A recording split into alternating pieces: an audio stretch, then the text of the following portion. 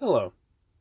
Our presentation will be about the Paris Agreement and the decision of President Trump to opt out of it. President Trump announced on June 1st that the U.S. would be withdrawing from the Paris Agreement. This decision carried a lot of controversy because most Americans support the U.S. staying inside the agreement. Statistics say that the ratio of people who did want to remain inside to those who did not is around 5 to 1. Most of Democrats support the idea of staying inside the Paris Agreement at around 86%. 61% of independents agree on staying in, but with Republicans, only 49% agree that we should stay inside the agreement. But what is a Paris Agreement? The Paris Agreement is a pact signed by 195 different countries, out of which 147 have ratified the agreement, that pledge to reduce greenhouse gas emissions in order to keep the global temperature from rising as rapidly.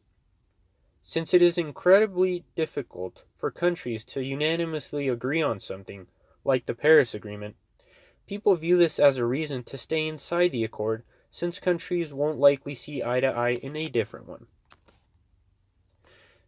If the U.S. left the agreement, it would join Syria and Nicaragua as the only countries who refused to take part in the pact. Even North Korea criticized Donald Trump for backing out. Pyongyang stated, quote, "This is a height of egotism and moral vacuum, seeking only their own well-being at the cost of the entire planet."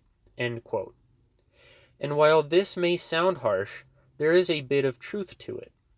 The United States is the second largest greenhouse gas emitter in the world, under China. President Trump's reasoning for his decision is that it disproportionately affects the United States economically, and in his worldview, the American people come first. And also, while this may sound harsh, there is some reason behind it. The rich countries must provide $100 billion as a floor by the year 2020 as aid to poorer and developing countries. And it must also take the lead in the reduction of greenhouse gas emissions, putting it at a disadvantage to some extent.